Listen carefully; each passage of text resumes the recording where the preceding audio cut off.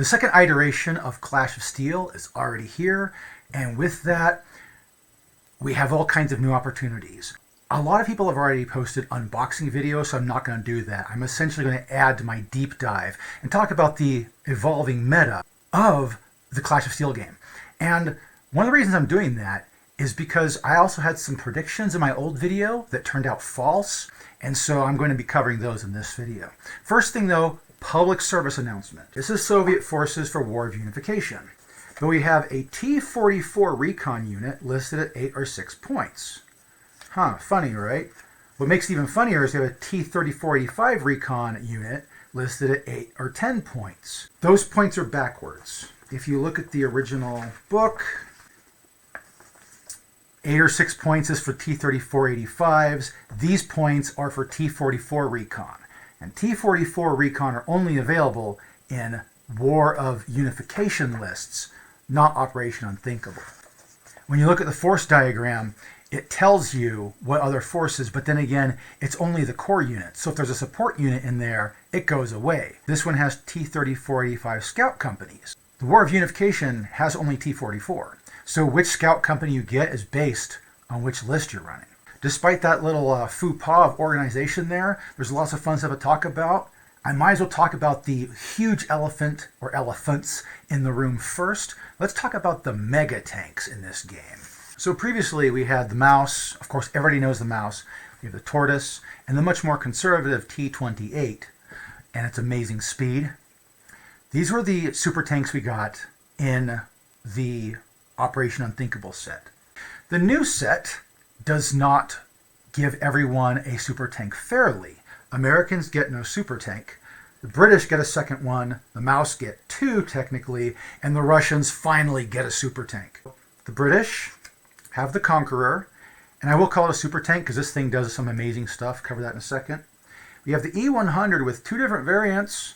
The normal variant that fights fairly, and the amazing variant that can just delete us any other tank it wants to. And then, of course, the Soviet Union finally gets the IS-7, which in my not-so-humble opinion is the king of the pack for one very simple reason. If I was to flip over the point values and show you the point values for all these tanks, the T-28 is by far the cheapest of them all, but the IS-7 comes in with a close next match. The Conqueror is more expensive than the Tortoise, but for a very, very good reason. It has anti-tank 21. Now in this batch, they introduced a concept where you have big tanks that just can't move and fire at the same time. They don't get a way to fire numbers, it's just a blip. Who cares? Because this one has an anti-tank rating of 26 and auto firepower, the deadliest gun in the game. Thank God it's restricted to 36 inches range. And then you have here the Conqueror, which at 48 inches range, likewise gets a single dice at 21. Now both of these mothers get accurate, which means they're not worrying about long-range penalties when they're shooting. Good, because otherwise these would be next to useless. The Mouse's side armor still keeps it in the game. The Conqueror, unlike the Tortoise, has a much more reasonable side armor. If you can flank it, you can spank it. And you can do that with stuff like Pumas, really. 48-inch range, 21 anti-tank, 2+ firepower, and accurate. This bro is a good tank, and it will kill enemies. It's 1 point more expensive than the Tortoise option. Not per Tortoise, but the Tortoise option. Also, make a note, this one is not in Late War Leviathan supplement. This is a Checkpoint Charlie tank. So be it. The champion of the room I really want to talk about, despite this thing's amazing power, this is the IS-7, which I said when the Soviets would get it, the game would change. This thing's its own list, by the way. There's a list I plan on bringing that's just 9 IS-7s, and I feel it'd be really fun to play, and it might, in certain circumstances, be competitive. It'll suffer against Horde's lists, thank God, super tanks should, but against other super tanks, this boy can come a-knocking. I don't know of any other super tank that has this statistic. Cross-country dash of 20. Yeah, tactical 10 is very easy to find, but you don't find cross-country dash 20, and it only has a cross value of 3+, so what? Doesn't matter. It gets rate of fire 2, unlike most Soviet tanks. Let me express this. This is the biggest, baddest Soviet tank in the game, and when it parks, it has rate of fire 2. You know how rare that is? Do you have any idea how rare that is? In Team Yankee, in every heavy tank that you have in late war Soviet lists, you don't get 2 rate of fire when you're parked. It's always just 1. This guy beats the game. This guy does what other Soviet tanks that used to be considered heavy don't do. It's fast, it's maneuverable, and it's got beautiful armor. It's pretty much a mini mouse. Oh, what does the mouse have that it does not? 1 extra point of front armor? Who cares? At this point in the game, 19 front armor is enough to just coast most of your opponents. The IS-7 is an extremely good tank. It's not invincible, but I guarantee you, most things that have an anti-tank rating of 14 or less are going to have a big problem trying to cut through this thing's side armor. That's a lot of different tanks that have anti-tank rating of 14 or less that this thing just made obsolete because it's both fast and has a rate of fire when it sits still, and has amazing front armor. There are ways to fix its skill rating of 5+. All you need is the right commander. So these are the mega tanks we have so far. These being first generation, these being second generation. I am not going to include the American M103 in here because the American M103 is literally just a cannon variant of the T-Series tank. Let me show you why. 14 front armor, 6 side armor, 20 anti-tank. It's pretty much a T-34 that decided to make itself official. That's all this thing is. This is a Checkpoint Charlie tank, so I'm not pissing on this tank, but it's not a super tank. This is what we have in Clash of Steel right now, and I'm looking forward to the third wave just to see what kind of surprises they spring on us. If they introduce the Chieftain might show up as being, a highly rated tank, but I don't think it's going to be a super tank. I don't think we're going to get the Abrams. That would be too crazy. It's a 1960s level game. So we're probably going to be seeing like Leopard 1. We'll be seeing the T-62. We'll probably see the T-10. But, hopefully we see the Object, what was it, Object 208? I forget the exact number. But you know the object I'm talking about, the Russian UFO on treads. That would be great. Can't guarantee anything, but let me just say this. These are our super tanks, and I'm honestly thinking that given all the options we have here, the best ones in the game right now are still the Mouse, the Tortoise, and the IS-7, just because their front armor requires so much to go into it. The E100 with the 15 centimeter is required to fight these guys. You need one of these to fight these guys, because side armor, for the most part, ain't going to give a shit. 13 side armor, you need to bring something like a Scorpion or a Panther 88 to try to cut through the side of that. American guns can do it, but you have to flank and spank with a slower tank against this bro. The E100 has a bunch of power at its disposal, but it only gets 1 dice per tank, and it's expensive. This is the most expensive tank in the game. This is not. That's why I'm still thinking the best tanks right now for super tanks are probably these 3 right here. I really do like the Conqueror, and I'm not going to spit on the Conqueror, but I still have to hand it to the Tortoise for its high frontal armor, still have to hand it for the T-28 for its cheapness, and I still have to hand it to the IS-7 just because I don't know who's not playing IS-7s, but it's going to happen. People are going to start steamrolling people with IS-7s because the IS-7 is the dream Soviet tank, and now all those bad Soviet players that don't know how to play the game can get wins in. Let's talk about something else, like anti-tank ratings. This is a comparison of all the possible anti-tank ratings with all the possible armor ratings in this game. And let me just tell you what's cooking here. First of all, let me show you exactly where the IS-7 sits on this chart. It's playing at a point where you need really high anti-tank values to take it on.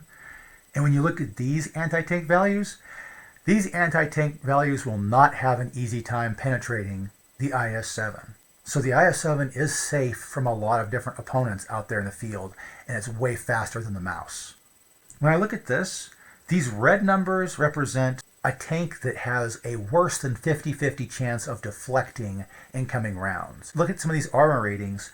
Anything with an armor rating of 10 is pretty common in this game. However, you're going to see armor rating 10 guys start burning up really quickly because there's a lot of anti-tank values in the game that exceed what it can handle. 17, 18, 19, and 20 are very common in the game. That bracket there kind of shows you the neighborhood of what can really handle what.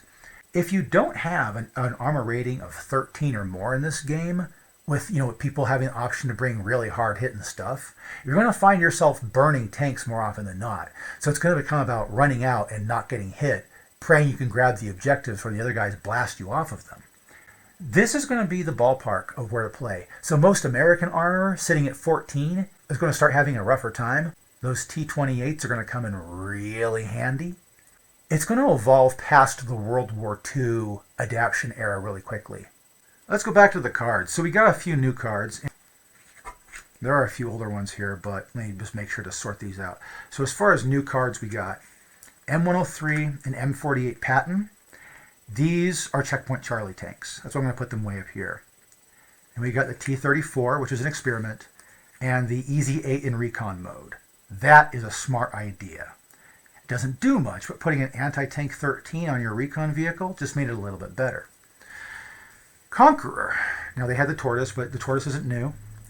Our new boys are Comet Recon, which is a good idea. The Charioteer. Oh, look! The British end up getting multiple new tanks. Drop the Charioteer down there. Two versions of Centurion, a Charioteer. They get 5 cards. Russians, we get the IS-7. We get the T-54 proper. We get T-44 recon. That's about it. The Germans, I don't have enough space to cover everything. I'll cover the Germans last because they're the most fun to talk about. So looking at this, what I see here is, in some ways the game has changed, in others it has not. The Easy-8 is more survivable and has better punch as far as recon vehicles are concerned, but it's not as fast and skippy as the Chaffee is. If you want to play American with a recon emphasis, you may want to go back to the Operation Unthinkable. Most of your tanks there are just as good as the M103 is.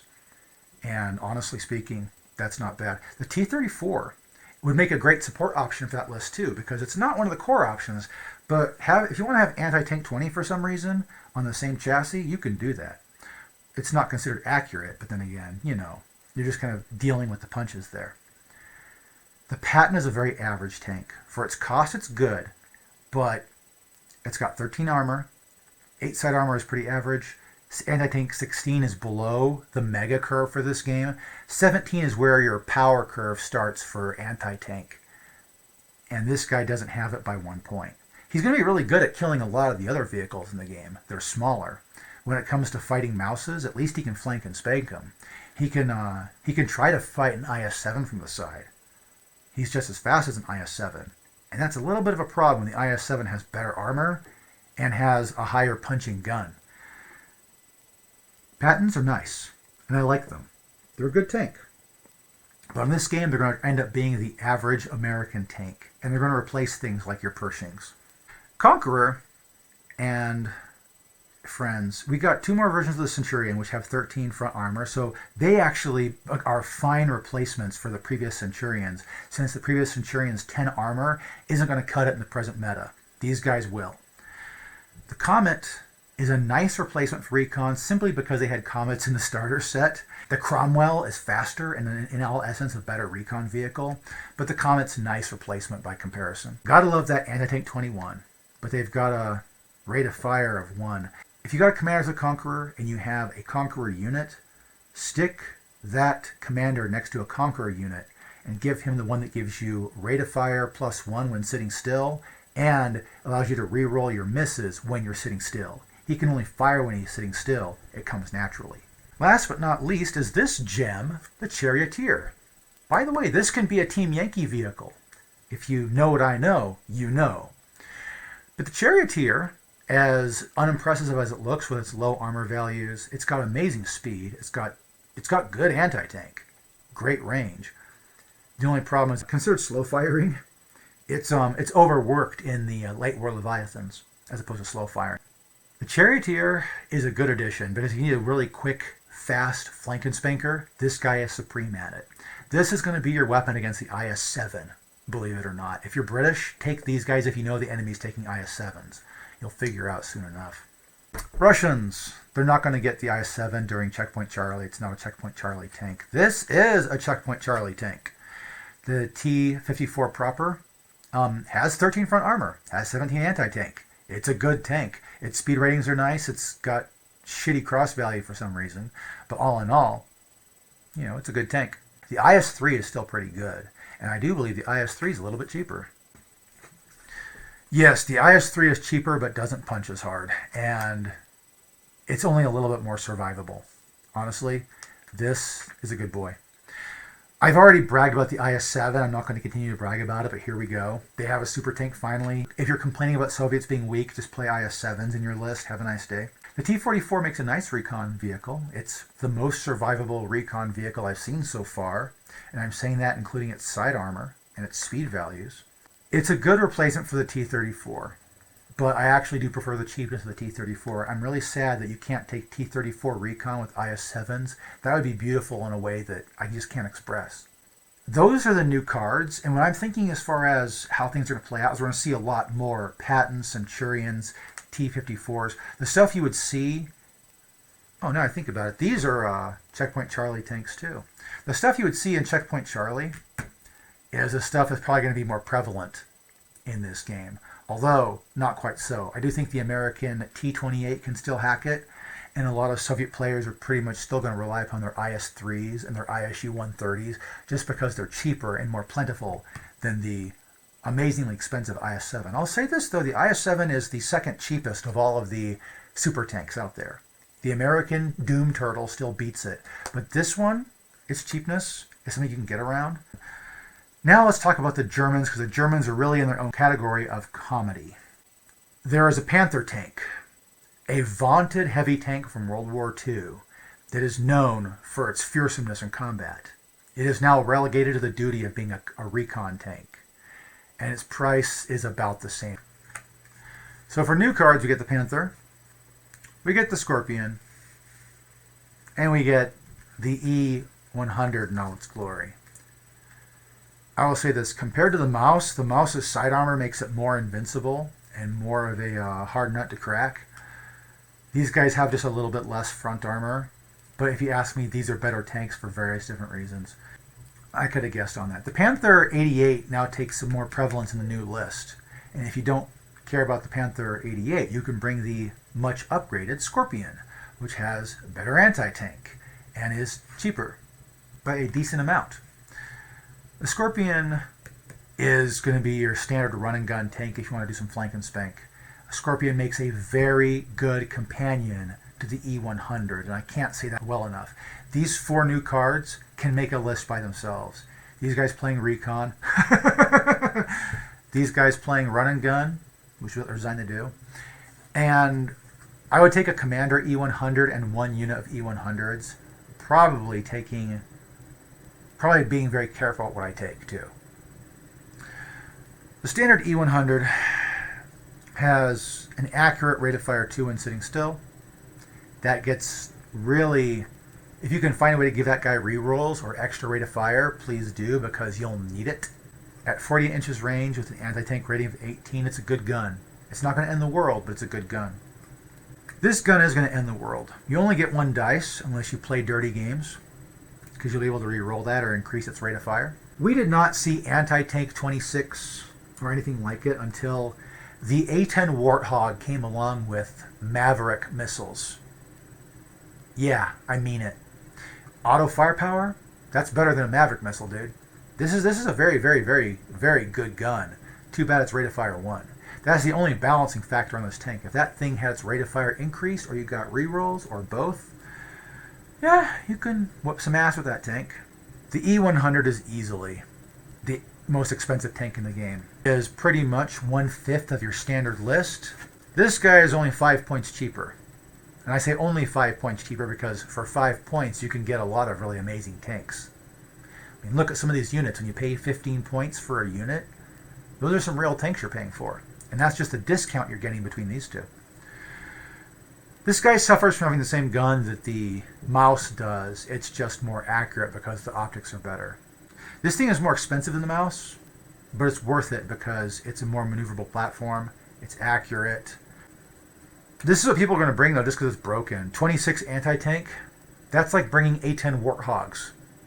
The one downfall of this thing is I've looked at building lists with E-100s, and the most you'll ever take in a list, including these boys, is 5. max 5. Comparing to other super tanks out there, what I'm seeing in the game, I'm going to point to this. I do want to point out the Scorpion is a good tank, and if you're bringing, be it Panther 38 base list or be it an E100 base list, this is not a bad tank to bring at all. Scorpions are good. I'm going to say these two are about equal, just because even though this guy has an insane anti-tank and insane destructive ability, he's got 1 dice to do so without some other kind of dickery. He has the ability to destroy every other tank in this game right now, including the IS-7. That's okay. If you have to focus fire from those guys on an IS-7, keep in mind, minimum IS-7 unit size is 3, and you get 3 IS-7s for the price of 2 of these bitches. Looking at the numbers, I'm saying we got away with a win here, Mr. Soviet player. The T-28 is trying to survive in this environment, but it can make it just because. Conqueror's got front armor 19. It's nice, but it's not, I can survive an E100 on steroids nice. The Mouse is a great tank, but its anti-tank rating is going to start suffering here in the long run. So you'll start seeing things like the Conqueror come ahead because it can punch harder. It's kind of where the Tortoise is sitting right now. The Tortoise is low and slow like the Mouse, so it's kind of sitting in the same kind of problem realm the Mouse is, where the Mouse has higher side armor. The Tortoise isn't much of a slouch. So this is kind of where we're at with Clash of Steel. I really do think the mega tanks aren't the way to win this game because of the objectives and how the objective system runs. But people are going to focus on the mega tanks. And if you're talking about grabbing objectives, that kind of brings everything to a sharp focus, because then the only mega tank capable of running out there and grabbing objectives is this boy. Which is why I keep praising him, because he can do every tank's job and he's good at fighting. I would honestly think that we're going to see the Panther 88, even though it's got pitiful armor at this point. We're going to still see the Mouse. We're going to see the E100 get played. Probably not in full. It's a nice idea to take one unit of these, but I wouldn't spend a list on them. Although I'm stupid enough to do that for flavor and fun. I think the Tortoise is still going to stick around because of its high front armor, just like the Mouse. But the Conqueror has the same role in the British list that this thing does in a German list. One thing we do have to worry about, the Russians don't have high anti-tank yet. We're stuck at 18. So our punching power is a little bit low. However, we make up for it by speed, maneuverability, and numbers. And you can bring IS-3s in an IS-7 list. It's a standard core unit. So if you like your IS-3s, you can still bring them. And have the bigger Uncle Yosef escort them around the battlefield or do the championship fighting for them. It was nice to get the American T-34, although if you really look at these other cousins, the T-30 and the T-29, it's just the same tank with a different gun. If we thought these were super tanks before, we've now had our doubts dispelled. They're pretty much just normal tanks as far as this game is concerned. And it's nice to have them, but they're not going to champion any games. They're not plentiful enough.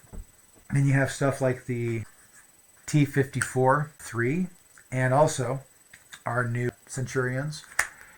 These are good boys because their front armor it's not as amazing as the American stuff at 14, but, you know, it works. It's better than having a 10. I do think the other T-54 is going to be relevant just because it's 1 armor less, 2 anti-tank less, but it's a more maneuverable tank. It's kind of an average all-rounder you can use for whatever purpose you want to. The T-54 is going to carry on. I see these two pairing up very well, and a lot of lists that run Scorpion E100 are going to end up trapping opponents in a trap. Of course, what are you going to do to grab objectives? These guys are fast, but how fast are they compared to other things? I don't know what they're releasing for the third wave of Clash of Steel. But the third wave of Clash of Steel is going to have the 60s in it. We're probably going to be getting stuff like the T-10, Leopard 1, the Chieftain, probably the T-62. They're not going to drag in the Abrams. The Chieftain will pretty much get to serve as like a British King Tiger. Good. I do think that Gale Force 9, they may have sprues planned that we haven't seen yet that would surprise us. But for the most part, we can kind of predict what they're going to have because it would be low-end stuff from Team Yankee that came out in the 60s.